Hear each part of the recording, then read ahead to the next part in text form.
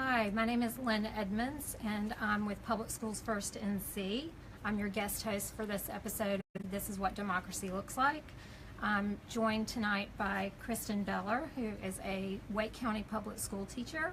And we're going to be talking about education in North Carolina and the impacts of some of the policies that have come out of the General Assembly recently.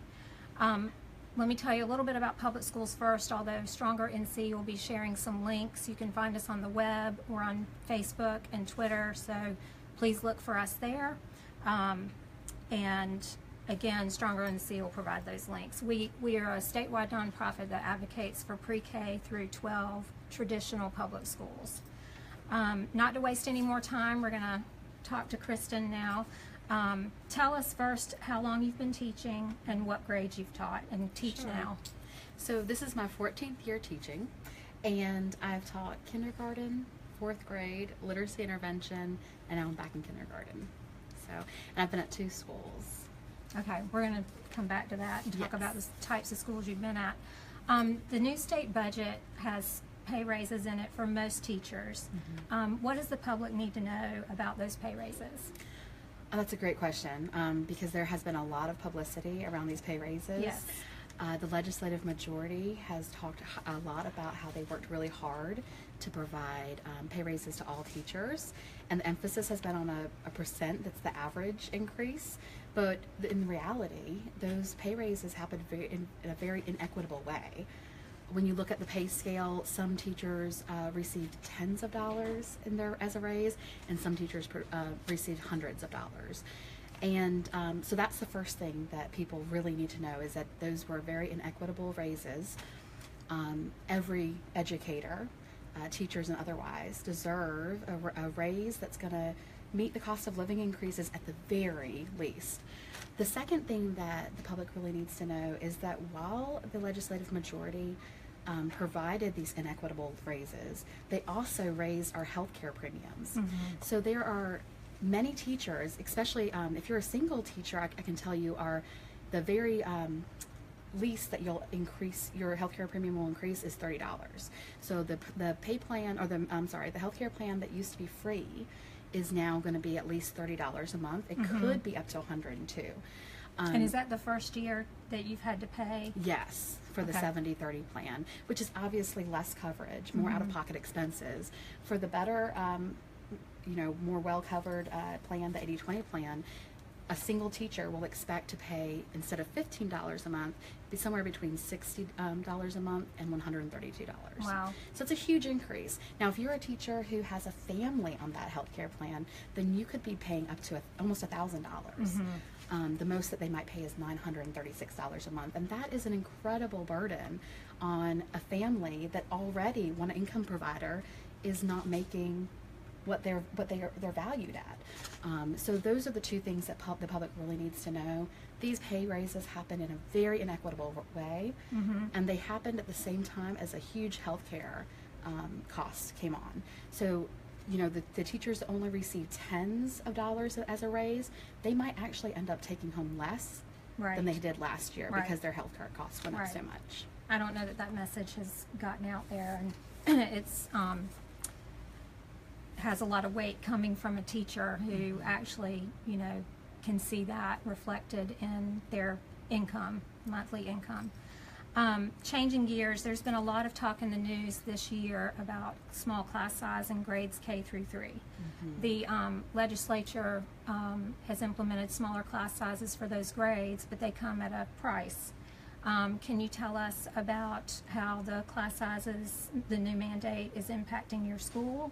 Or perhaps, what you've heard with other schools? I know that some of our districts are reporting that they're going to have to combine classes, 2 individual classes, into one single room with 2 teachers, move art and music to a cart so that art and music teachers no longer have their own classroom, but they're going around the school mobile on a cart. What are you hearing and seeing at your school? So the most immediate impact at our school is that our 4th and 5th grade classrooms, the class sizes have raised significantly. In 2 5th grade classes that team teach, they have a total of 62 children. something to note is that when a child goes into fourth grade, at the beginning of fourth grade, they're really a third grader. So it's important for the legislative majority is saying it's important for third grade classes to remain low. Next year they'll be as low as, I believe it's 18. But when they go into fourth grade, there's no class size cap. Right. So we really have to think about, what do our students deserve? What do our kids deserve? They deserve to have class sizes that are low enough that allow them time with their teachers, that allow them time with the other students in their class to collaborate and to learn in a more creative space. But they also deserve music, high quality music instruction, high quality art instruction. Those can only come from specialized educators. And a music on a cart is not going to meet the standards that the state has in place for music education. That would impact our students in a way that would not allow them to use instruments. Music and art teachers have done a really great job at integrating literacy and other subject areas into their instruction, and that immediately goes out the window when they are confined to a cart. The impact later on is that when our kids go to middle school and high school, the arts, both music and visual arts, those teachers will see a significant impact in the way that their children are coming to them, you know. And this really hurts our most impoverished communities the hardest, Right. because the parents who have the means will provide arts and music and language instruction to their children if that's something they really value in some way. That will happen for them at some point. But our students who only have the opportunity to receive those subjects in school, Right. that will be eliminated from them forever. You know, that opportunity will be gone forever, and it's just not it's not fair. It's for our students. It's not even I guess I'm just really surprised that the legislative majority thinks that people will be on board with saying students don't deserve low class sizes and music and languages, you know? Right. It's not an either or. Or that it's okay for the 4th and 5th grade classes to balloon to the size that some schools are reporting. Right. Or to have 2 classes combined into one room, even if there are 2 teachers. It doesn't sound like a well-rounded education that we promise our public and our citizens. And you know, there are some schools, the county that I'm from is Wake County. There are some schools that actually don't have the physical space for trailers. Right. So if their class sizes continue to increase, or if the students continue to increase without funding for additional mobile units, or in other schools that can have that's on their campus, then what happens is that those students end up having a class in an office space or in a library. And we just have to really consider that our students deserve better learning environments than wherever we can actually physically fit them. Right. And you mentioned Wake County. I think there's 27 schools that have reported just in Wake County that they literally cannot meet the mandate. Right. They cannot get a trailer, they cannot combine a room, they don't have the seats. Correct. They can't follow the law. They're in real crisis. Right. They can't follow the law. All right, let's move on quickly to A through F school grades. So for the past 3 years, North Carolina has been grading our schools with an A through F school grade. And my understanding is you've worked in different schools that had different grades. So tell us what that experience is like to be labeled good or bad with an A or an F or anywhere in between, and how that impacts teachers and students. Sure. And do you think that the grades represent what's really happening in the school? Well, I think it's pretty clear across the state, it's very consistent that the grades are directly related to the percent of students who are living below the federal poverty line. The first school that I worked at had a student population where 77% of the students live below the federal poverty line, and they were labeled a D school. Now, I haven't been there in a couple of years, but I think they might even be an F this year. The school that I'm currently at is almost opposite. There's about 24-25% of the students living below the federal poverty line, and they are a B school. Okay. And that is not a two-school story. That's consistent across the state. I can tell you that, and I'm a member of NCAE, and so I work with other teachers across the state on a regular basis. And I can tell you that no matter what school you're at, those teachers are working very hard. They're constantly developing themselves, their students. They're reaching out and searching for their own training to develop their their instructional practices and provide the most effective practices for their students. And regardless of that, of how hard they're working, their schools are consistently either higher performing or lower performing proportionate to the children's poverty level. And so what that tells me is that those school grades are not only not a representation, a fair representation of the school and the achievement of the students, but it is a direct representation of how well our legislative majority is taking care of those communities. When our parents, our students' parents, have living wages and are able to provide educational opportunities for their children, or books at home, Right, supplemental experiences, then those students flourish. I think that is something that they should consider looking at. And while I am a strong advocate that no school should be graded, because our students are not a number grade or score, I do think that if they have to put a score on something, that they have got to look at growth and not achievement. Yeah. So right now that letter grade is based on 80% test score or proficiency and 20% growth. And there actually was a lot of bipartisan support this past year to change that formula. But in the end, in the final state budget, the formula remained the same.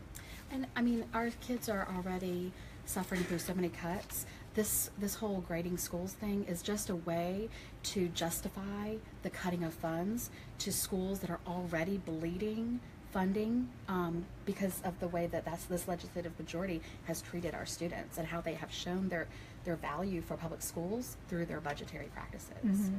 That's a great lead in to my next question for you is this is a big question. What's the biggest challenge for you as a public school teacher, or challenges plural? Yeah, I mean, that is such a great question, and it's so very hard to answer.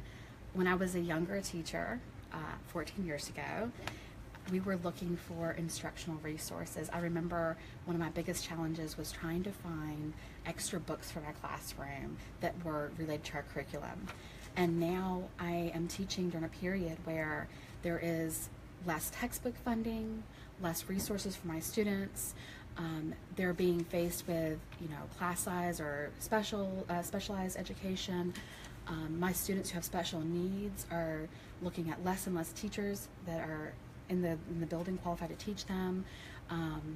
There are so many different places that were being cut. School supplies. It's almost as though every single piece of our system has been cut over the last decade, to a point where I'd say the biggest challenge is just as a teacher trying to balance and hold what is best for our students with what we are actually capable of providing because of the cuts to public education, and knowing that those two will never reconcile under this legislative majority. It's just not possible. And doing more with less. Right. And they have proven time and time again that they're choosing privatized motivators as opposed to what's best for children, time and time again. At this point, parents and community members and students and teachers all together working as a team really have to decide what are public schools worth to us, and is it something that we really value and hold dear to us? Is it important to us as a community that every child has an equitable, quality public education, no matter what district they're living in, no matter what school program their school is proud to hold? They all are going to receive an equitable and fully funded education, or we're going to give our tax money to private companies. Well, which we're already doing. I mean, the voucher program is just exploding and ballooning each year incrementally. I think we're going to be spending about $144 million on private school vouchers at mostly religious schools within 10 years. And this is from a General Assembly or legislative majority that's telling us that we don't have the money Right. for music and art education and languages. Right. But we have $144 that's hard to reconcile. It is. Those two things.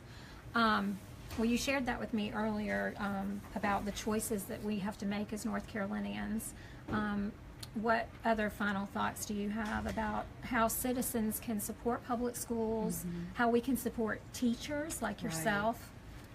So we were several years ago, I think we're at a place where, the cuts were starting to happen, and there was a space for compromise. There were conversations about giving and taking and that sort of thing, right? We have reached a place where that is not there anymore. The legislative majority has drawn a really hard line in the sand, and people have to decide, are they going to support public schools or not? And if they value public schools, if they think that this is what our children need in order to make sure that we have a strong community and a strong citizenry in our state, then they have two choices. We have to either have our legislative majority turn this ship completely around and fully fund schools, or we have to vote them out. Those are our only two choices right now if we want to have public education in 10 years. The dialogue definitely seems more and more contentious, even though it's something that North Carolinians, poll after poll shows that North Carolinians still strongly support traditional public schools.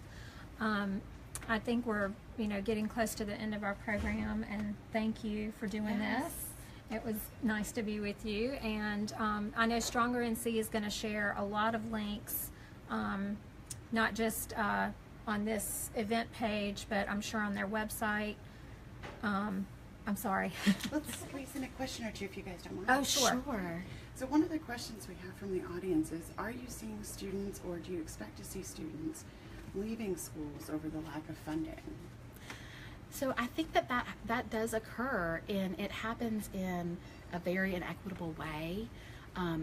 Families who have the means to and are seeing these changes happen, they're having to make a decision. Do I stay in this and possibly sacrifice my child, not being able to have music or art at school, or because I believe that it's that important for every child, or do I take my child out, take that voucher, and go to a private school? And that choice is really only available to people who have the means to make that choice no matter what is offered to them. The students whose families don't have that choice are in public schools regardless of how much funding we get. So I think we are seeing that.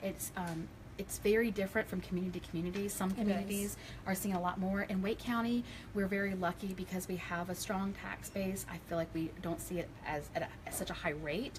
But some of our more rural counties are seeing that. Do you agree? Well, even Wake County has seen a big impact from more charters and voucher schools options, even in Wake County. I believe that students leaving the public school system in Wake County to go to a charter or private has risen about 30%. I need to check that number, but I believe that's the number I've heard in the last month or two. And that's very alarming for those of us who value public schools. I know that Durham County has really struggled with people leaving for charters. And what people need to also understand is that the local school district is responsible for paying for charter students. Right. So a charter student that lives in Wake County, even if they go to a charter in Durham, it's Wake County's responsibility to cover that per pupil expense. And so that eats away at our school system budgets and it is harmful. Thousands of dollars, hundreds of thousands of dollars. And some charters perform better than others. There's some, they're not all bad, but it's something that we really need to carefully be mindful of. And in of the impact on public schools. In the last couple of years, that charter cap has been lifted. Right. So right. And yes. So when that happens, the likelihood that charter schools that are not providing qualified teachers, that are not following a strong curriculum, the likelihood that those charters are opening increases drastically. Yes. We have several, at the school that I was at before, we had several students go to a charter school and come back to the public school because their parents realized that they were not meeting their growth. Right. That combined with the voucher expansion is really impacting our public schools in a negative way. So I'm told to wrap up. Again, ask your questions online in the comments. Kristen and I are available to try to respond to those, and I know that the team at Stronger NC will be trying to respond to those. I think you all have, at Stronger NC, have put together a toolkit for this month, so I encourage you to look for that, and we thank you for tuning in. Thank you.